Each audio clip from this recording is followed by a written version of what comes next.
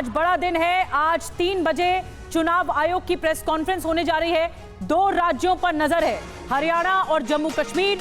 इन राज्यों के विधानसभा चुनाव की तारीखों का ऐलान आज संभव है। विधानसभा चुनाव की तारीखों का ऐलान किया जा सकता है 370 हटने के बाद। बहुत महत्वपूर्ण है जम्मू कश्मीर में चुनाव होना, और यह पहला विधानसभा चुनाव होगा धारा 370 हटने के बाद।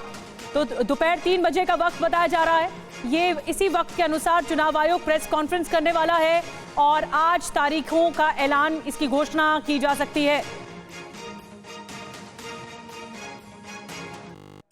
तो आज महत्वपूर्ण होगा जम्मू कश्मीर में, क्योंकि जब लोकसभा चुनाव हुए, जब लोकसभा चुनावों की तारीखों का ऐलान हो रहा था, उस वक्त भी बताया गया कि आने वाले महीनों में विधानसभा चुनावों की तारीखों का ऐलान भी होगा। और अब वो वक्त आ गया है जब हरियाणा और जम्मू कश्मीर, ये 2 महत्वपूर्ण राज्य जहां पर चुनावी तारीखों का ऐलान होना है, इसकी घोषणा होनी है। और दोपहर 3 बजे का वक्त है जब चुनाव आयोग, इलेक्शन कमीशन की प्रेस कॉन्फ्रेंस होगी। 3 बजे इलेक्शन कमीशन तारीखें बताएगा कि किस किस तारीख को कितने चरणों में चुनाव कराए जाएंगे। खास करके सबकी नजरें जम्मू कश्मीर को लेकर तस्वीर साफ होगी।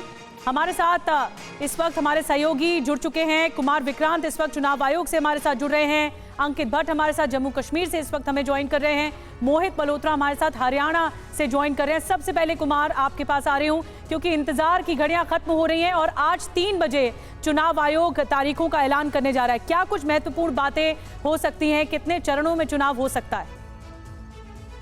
देखिए, माना यह जा रहा है कि जम्मू कश्मीर और हरियाणा, हालांकि इस साल में 2 और राज्य हैं, झारखंड और महाराष्ट्र, वहां पर भी चुनाव होने हैं, लेकिन माना यह जा रहा है कि जम्मू कश्मीर और हरियाणा में के तारीखों का ऐलान आज चुनाव आयोग कर सकता है।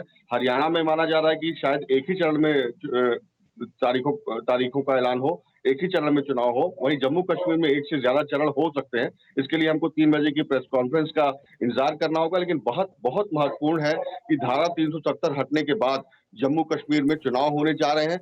ये एक घाटी के लिए, जम्मू कश्मीर के लिए एक बड़ी खबर है, जिस पर भारत की नहीं पूरी दुनिया की नजर रहेगी।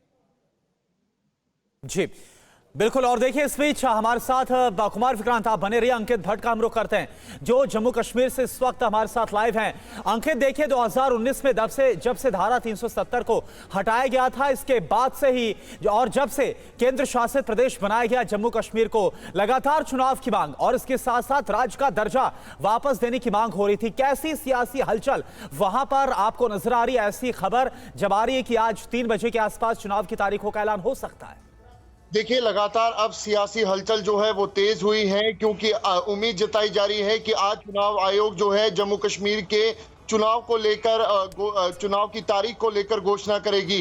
धारा 370 हटने के बाद जम्मू कश्मीर में परिसीमन आयोग का गठन किया गया, डिलिमिटेशन हुई और 90 सीटों को पूरी तरीके से फाइनल किया गया। जम्मू संभाग में 43 और कश्मीर में 47 सीटें, कुल मिला के 90 सीटें। उसके साथ साथ कई ऐसे सीटें थी जो रिजर्व थी, उनको अनरिजर्व किया गया, जो अनरिजर्व थी उनको रिजर्व किया गया। उसके साथ साथ लगातार हाल ही में ही चुनाव आयोग जो था वो जम्मू कश्मीर आया था और ऐसे संकेत लगातार मिल रहे थे कि अब जल्द ही जम्मू कश्मीर में विधानसभा के चुनाव के जो तारीखें हैं वो फाइनल होगी।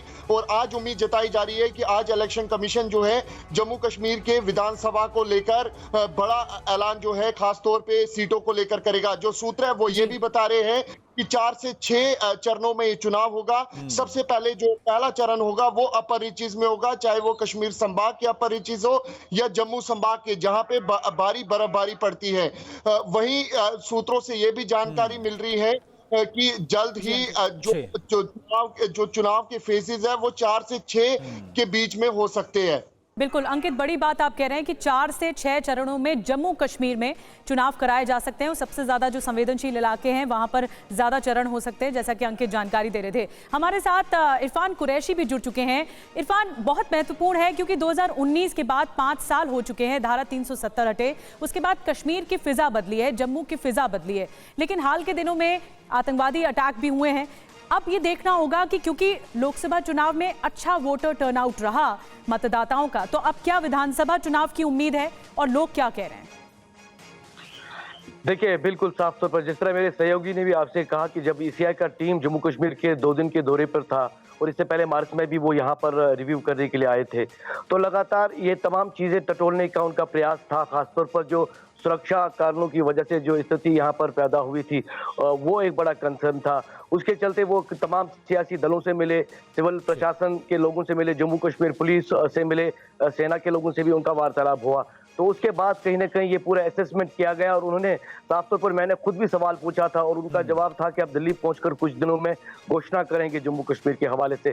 सबकी नजरें आज इलेक्शन कमीशन ऑफ इंडिया की इस प्रेस वार्ता पर है, क्योंकि लगातार तमाम सियासी दलों की जो मांग थी जम्मू कश्मीर में वो ये थी कि चुनाव कराए जाए, क्योंकि अभी हाल ही में जो लोकसभा के चुनाव हुए उसमें एक बड़ा मतदान देखने को मिला और उसके चलते हालात भी सफलपूर्ण रहे, पीसफुल रहे।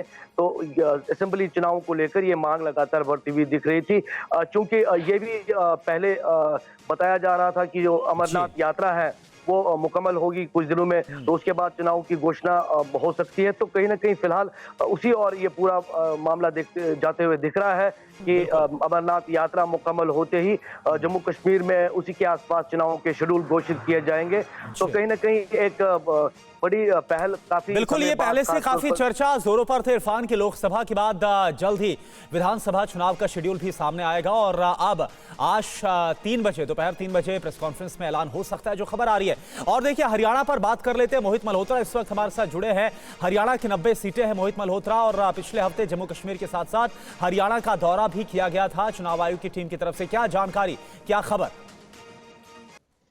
देखिए, जब चुनाव आयोग की टीम ने दौरा किया था तब इस दौरान जम्मू कश्मीर में भी चुनाव आयोग की टीम दौरा कर रही थी। तो ये जो एक साथ दोनों ही राज्यों का दौरा किया गया, तो उसके बाद ये लग रहा था कि शायद जम्मू कश्मीर के साथ ही हरियाणा के विधानसभा चुनाव का ऐलान होगा, और कुछ ऐसा होने भी जा रहा है। और इलेक्शन मोड में पहले से ही हरियाणा में सभी चुनावी पार्टियां दिखाई दे रही हैं। कांग्रेस की ओर से भूपेंद्र सिंह हुड्डा सीधे तौर पे कह चुके थे कि हम चुनाव के लिए तैयार हैं, कभी भी चुनाव आयोग के द्वारा करवाए जा सकते हैं। और इसके अलावा अगर हम बात करें सत्ताधारी बीजेपी की, तो उनका भी सीधे तौर पे कहना था कि वो चुनाव के लिए तैयार हैं।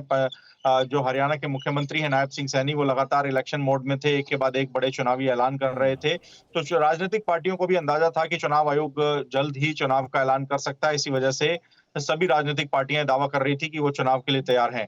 तो हरियाणा के लिए एक बड़ा चुनाव है। बीजेपी कोशिश करेगी कि तीसरी बार वो सत्ता में आ सके, जबकि कांग्रेस सीधे तौर पे दावा कर रही है कि अगर आज चुनाव हो जाए तो हरियाणा में कांग्रेस की सरकार बनेगी। तो इन तमाम जो चुनावी दावे हैं उनकी परख करने के लिए अभी चुनाव होने जा रहे हैं। अब देखना ये होगा कि तारीखों का ऐलान कब होता है, लेकिन तमाम राजनीतिक पार्टियां इन चुनावों के लिए तैयार दिखाई दे रही हैं। बिल्कुल, यानी कि जो सियासी हलचल है वो भी तेज होती नजर आ रही है, चाहे जम्मू कश्मीर हो या फिर हरियाणा हो, और अपने अपने जो दावे हैं वो सियासी पार्टियों की तरफ से नजर भी आ रहे हैं। तो एक बार फिर से आपको बता दें कि आज जम्मू कश्मीर के साथ साथ हरियाणा को लेकर विधानसभा चुनावों की तारीखों का ऐलान हो सकता है। 3 बजे चुनाव आयोग की तरफ से प्रेस कॉन्फ्रेंस की जाएगी और देखना होगा कितने फेजेस में जम्मू कश्मीर और हरियाणा में चुनाव कराए जाते हैं। आप सभी का बहुत बहुत शुक्रिया इस पूरी जानकारी के लिए।